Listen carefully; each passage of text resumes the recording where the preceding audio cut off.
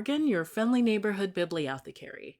In preparation for Dragon Age the Veilguard coming out at the end of October, I'm going through the in-game Codex entries of the first 3 Dragon Age games to refamiliarize myself with the lore.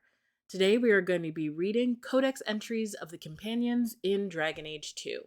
Warning, there are in-game spoilers in these Codex entries. So, without further ado, grab your cuppa, make yourself comfortable, and let's start reading. Anders. Magic is a tool, same as a bow or sword. Would you cut off a child's hand to ensure he never wields one in anger? Anders has a rocky history with the Circle of Magi. Taken from his family when his talents first manifested, Anders was still a boy the first time he ran away from the Circle.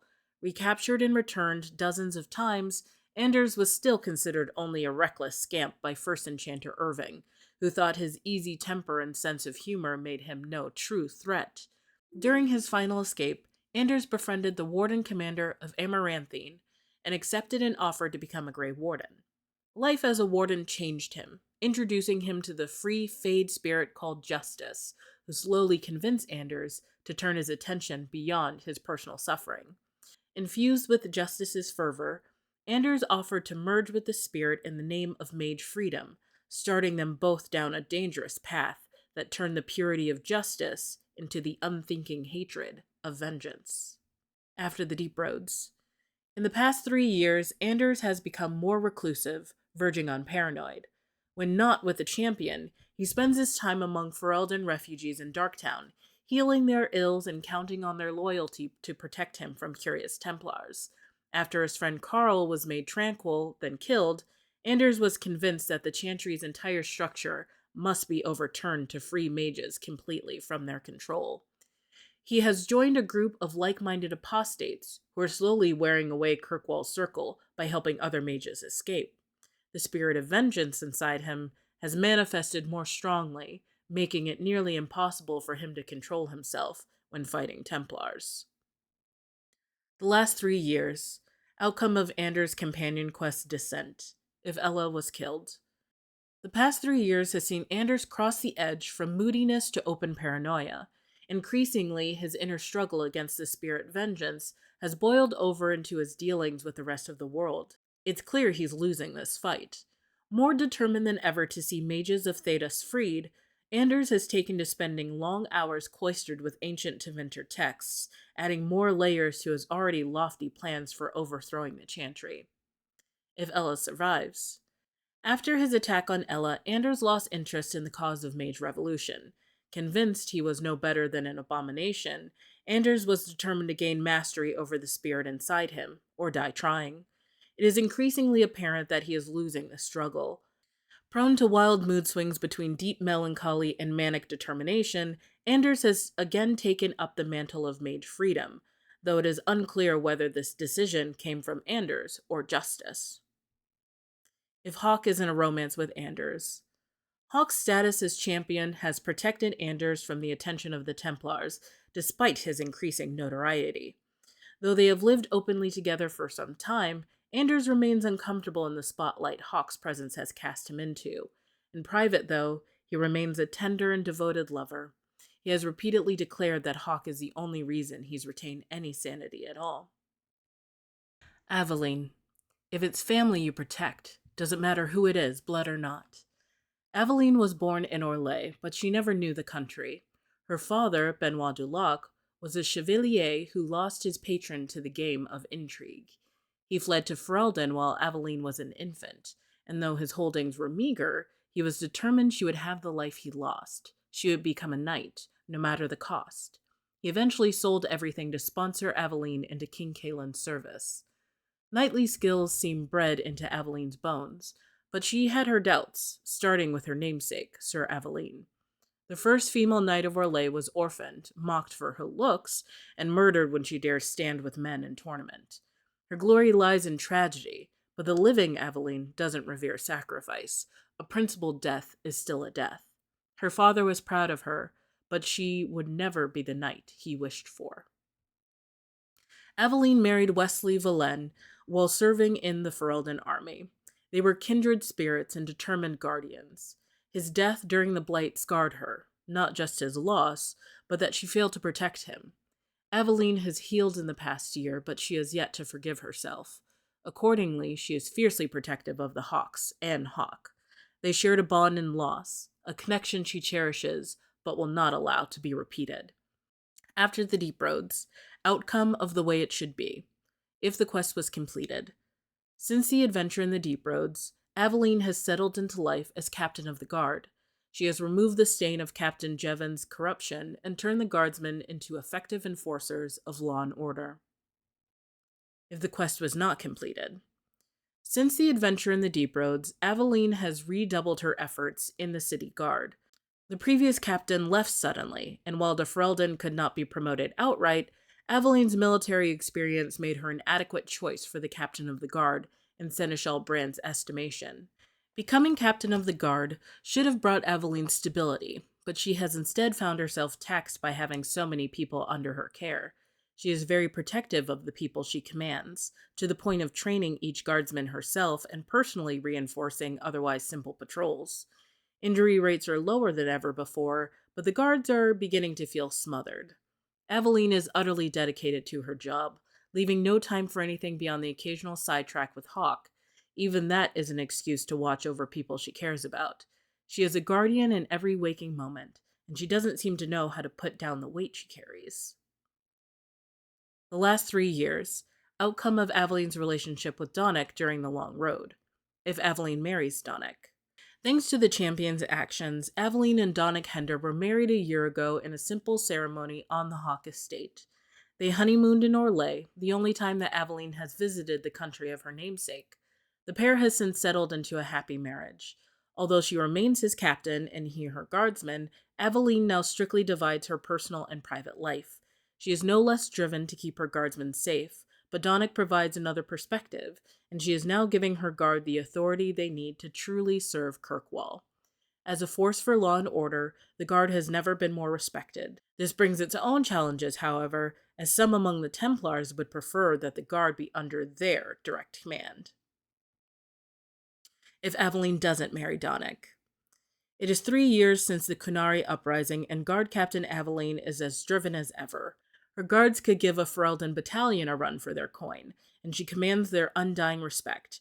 However, all would agree that she's the hardest captain they have ever served.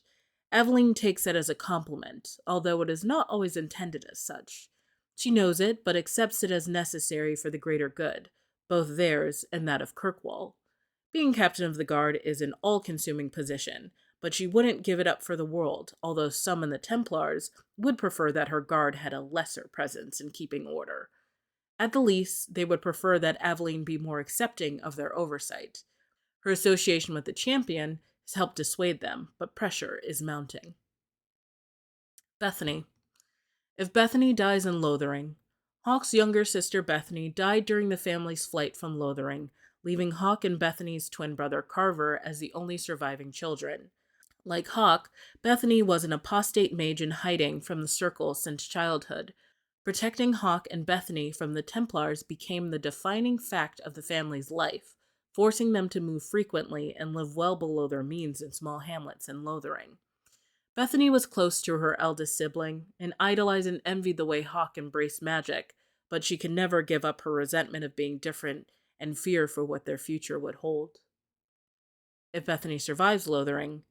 I was just hoping it would be different here in Kirkwall. We're not running away, we're coming home. Even growing up as an apostate has not dimmed Bethany's faith in sunny nature, though it has colored her view of the world. Bethany wishes above all else to be normal. She appreciates the trouble her family took to keep her out of the Circle, but the running, hiding, and constant fear have taken their toll. Though she would never admit so to her mother, not after all she sacrificed to protect her, Bethany sometimes wonders whether she would be better off in the Circle. At least there she would be with other mages, confident she'd be serving the will of the Maker and not defying a millennium of religious teachings. Still, her first loyalty is to her family. Despite her doubts, she gladly embraces her magic if it keeps them safe. She has a teasing rivalry with her twin Carver and greatly respects Hawk. After the Deep Roads, if Bethany was not taken into the Deep Roads expedition. Bethany communicates often with her family since entering the Circle, and she is adjusting to her new life with ease. For the first time, she can study magic without watching over her shoulder. After passing her much delayed harrowing, she took a senior position within the circle, teaching and mentoring the newest apprentices. Bethany is surprised at how many Templars are honest Andrastians who believe they serve the Maker and the people by keeping mages from using blood magic. However, this up-close look at the Templars has also shown her the abuses that inevitably occur when one group of people is giving life and death power over another. Bethany supports the circle as it is, but this grows harder as Knight Commander Meredith clamps down more tightly. If Bethany was taken into the Deep Roads expedition with Anders present. Since joining the Grey Wardens, Bethany has had little contact with her family. Resentful that her sibling escaped the Deep Roads unscathed while she nearly died, Bethany communicates only with her mother, relaying little beyond the fact that she is alive and continues to travel with the Warden Stroud. Her responsibilities rarely bring her back to the Kirkwall area. She usually patrols deep into the Free Marches or across the border in Ferelden, the only member of the Hawk family to return to their homeland. Carver. If Carver dies in Lothering. Carver grew up surrounded by magic he couldn't truly understand. He cared deeply for his family, but sometimes felt like the stupidest person in the room. Carver foundered in Lothering, caught between the gifts of his apostate sister Bethany and the growing skill of his more focused sibling Hawk. But even as Carver groused about his lot, he remained dedicated to protecting those he loved. He didn't think twice about sacrificing himself to save his mother during the flight from the Darkspawn, and although Carver struggled to find his way in life, there's gratification in knowing his death had purpose. If Carver survives Lothering, 100 ways to run and we choose backward. Whatever you say, but chasing an old name isn't really starting over. Strong and strapping, Carver is a skilled warrior set on proving himself, although it's not always clear who he is trying to impress. The son and sibling of mages, he grew up surrounded by magic he couldn't truly understand, and he feels like something was expected that he could never deliver. He cares deeply for his family, but sometimes feels like the stupidest person in the room. Carver foundered in Lothering. He blamed his lack of direction on not wanting to draw attention to his family of apostates at home. After his father died, he started down a military path. However, the blight and rout at Ostagar ended this career almost before it could start. While he knows that swift flight was the only reasonable course in the face of the Darkspawn advance, he almost would rather have stood and fought. Doomed though the effort was, facing the Horde had purpose, something Carver had been searching for. After the Deep Roads, if Carver was not taken into the Deep Roads expedition. Carver seldom contacts his family since joining the Templars. He gives excuses of duty and training, but his words are those of a man still uncertain of his choice. He has little in common with the others of the Order, having come from a family so steeped in magic. And while he is certain that regulating the circle is as much about protecting mages as it is controlling them, he has seen disturbing abuses of power. The purpose he has found in service is strained by the blind hate some of his superiors possess. There's good work to be done, but the path is more winding than he had imagined. If Carver was taken into the Deep Roads expedition with Anders present. Carver rarely contacts his family since joining the Grey Wardens. His duties have taken him places even a soldier of Ferelden would never have seen. Despite his freedom and authority, Carver sees becoming a warden as another decision that was out of his control, although the choice to be in harm's way was certainly his. If pressed, he would admit that his grudge is as much about familiarity as it is about family. Even between the blights, the Grey Warden oath is a heavy burden to bear. Accepting it can be a long process. Fenris. Even those who live without chains are still bound, by fear, by tradition, by honor. Slaves dream of freedom, but I have found free men dream of it even more. Fenris was a slave, a bodyguard to Magister Denarius of the Tevinter Imperium, until his escape several years ago. He speaks little of his past, saying only that he most recently came to Kirkwall from Tantervale in the north.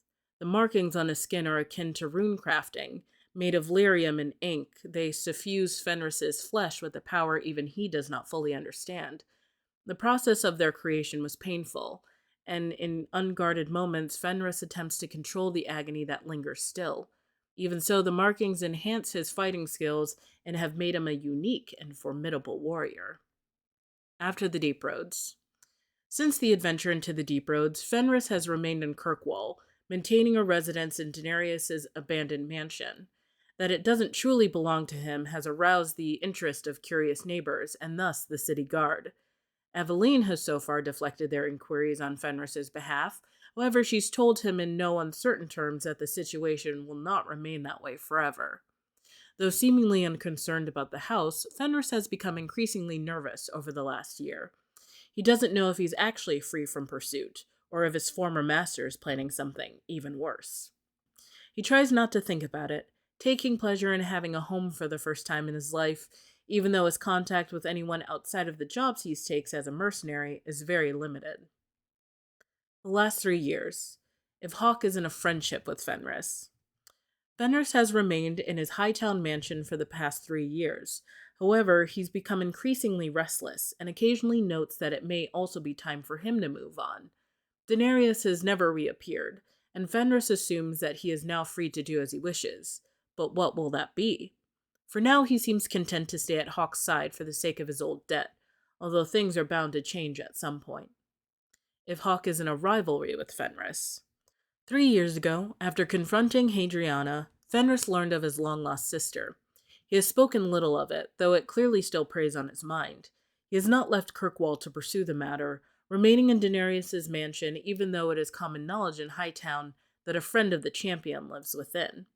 Fenris finds his high profile in the city both intriguing and alarming. Over the last year, he has spoken more than once of leaving Kirkwall for good. If not for the debt he owes to Hawke, he would likely already have moved on. If Hawke is in a romance with Fenris. As for the night Fenris and Hawke shared 3 years ago, he refuses to speak more of it. However, it's clear he has not forgotten, although any lingering feelings remain unresolved. Whether that will change remains to be seen. Isabella. I'm Isabella, previously Captain Isabella. Sadly, without my ship, the title rings a bit hollow. Isabella is vague about her days as a sea captain, although it's obvious she was involved with piracy and smuggling. Shortly after the Blight ended, Isabella's ship was caught in a storm near the Wounded Coast. The vessel was destroyed, and Isabella feels lucky to have escaped with her life. Now she's stranded in the Free Marches, spending most of her time in the Hanged Man Tavern. Isabella also reveals that she was born in Ravane, but spent many years in Antiva. When asked about those years, she changes the subject. After the Deep Roads. Isabella spent the past several years trying to track down the relic that she lost in the shipwreck. She believes that it's still in Kirkwall, though why she thinks so is a mystery. Despite her insistence that she's keeping a low profile to avoid her old employer Castion, Isabella seems to go out of her way to cause trouble. Recently, one of her duels evolved into a bar brawl that then spilled out into Lowtown. Involving over 20 people, the fracas caused a great deal of damage to several merchant stalls. Isabella spent the next 2 weeks in the brig. Guard Captain Aveline allowed her release, but not before extracting a promise that Isabella would not duel on public property again. Whether Isabella actually keeps this promise remains to be seen. The last 3 years. If Hawke is in a friendship with Isabella. Isabella's return during the Canary crisis was surprising, most of all to Isabella herself. She blamed Hawke for inspiring her to such foolishness, and seemed to regret exposing herself to danger. After the Airshok was killed, Isabella was seen in deep conversation with Hawke. The exchange ended as Isabella walked off, saying, "You're reading too much into it." If Hawke is in a romance with Isabella. Isabella's return during the Kunari crisis was surprising, most of all to Isabella herself. She blamed Hawke for inspiring her to such foolishness, and seemed to regret exposing herself to danger. After the Airshok was killed, a tense exchange between Isabella and Hawke ended with Isabella leaving, saying, "I didn't do it for them, I did it for you. It was always about you." If Hawke is in rivalry with Isabella. When Isabella returned during the Kunari crisis, Tome of Coslin in hand, she knew she would have to answer to Hawke for her previous betrayal. After the Airshok was killed, Isabella was seen engaged in a heated argument with Hawke. It ended with Isabella storming off after letting loose a torrent of profanity.